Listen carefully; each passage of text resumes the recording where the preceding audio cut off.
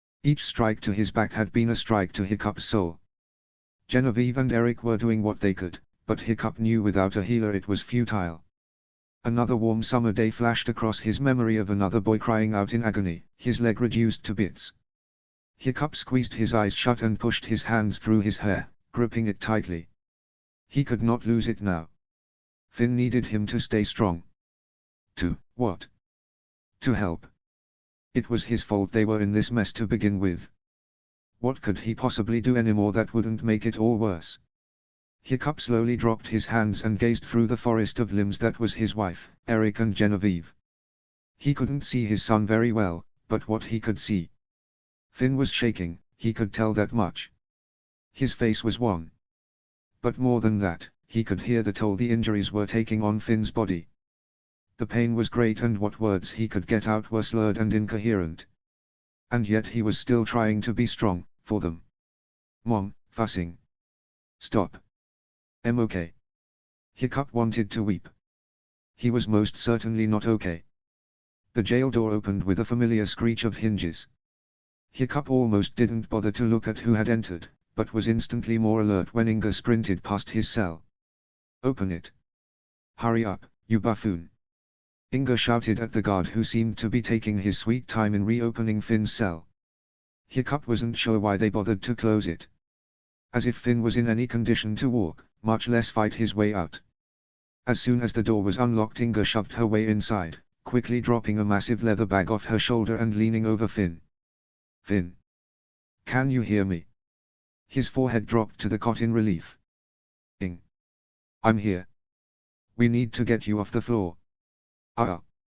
Yes, I can't patch you up if you're on the floor. Zoe hustled into the jail a moment later, so swift that Hiccup almost didn't notice her. Or perhaps he was losing his touch on reality, what with all the stress. Zoe dropped a second bag of healing materials beside Inga's and soon they were talking quickly about how to move forward.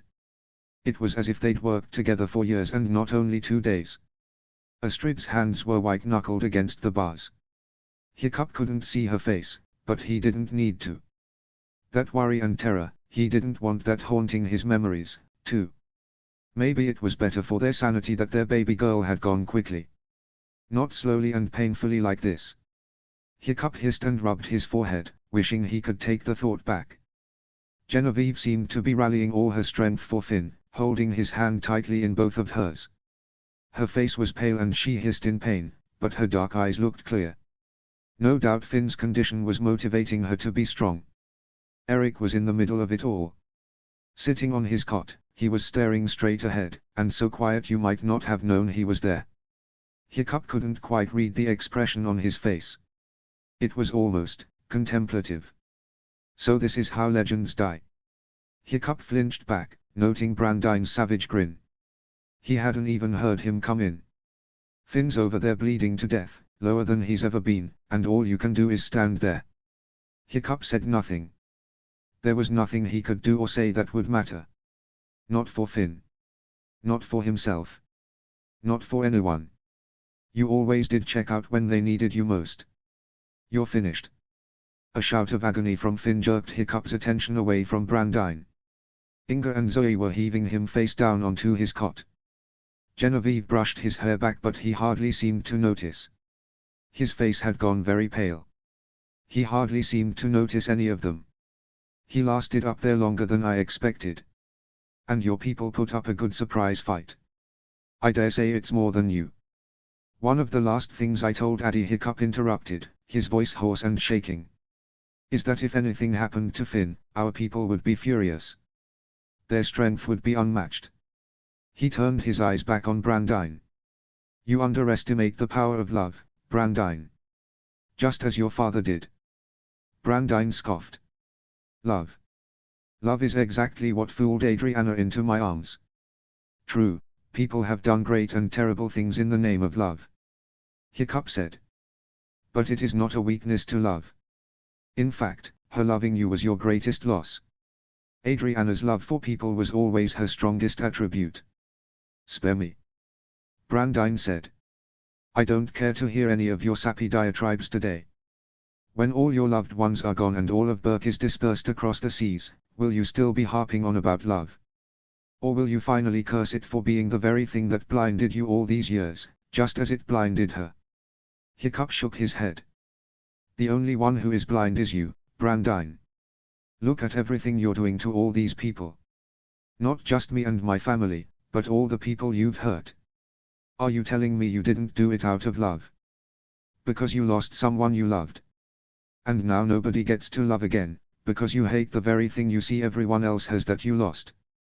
Brandine slammed a fist into the metal door, shaking it loud enough to halt the other's conversation. His teeth were bared in sudden rage. Don't you dare. Hiccup wished he felt fear. But he couldn't. All he saw was the little boy who had lost his dad, who had let that wound fester